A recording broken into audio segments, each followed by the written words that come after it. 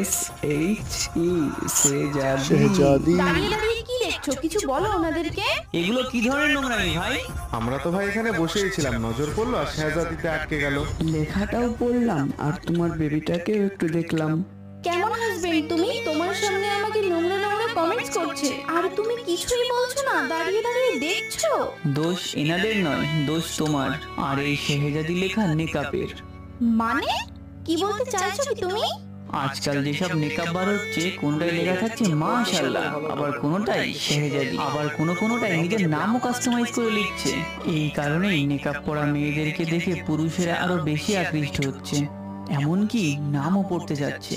আর নাম পড়তে পড়তে তাদের নজর মেয়েটির চোখের দিকে পড়ছে, এইভাবেই তার সৌন্দর্যের আন্দাজ করে নিচ্ছে।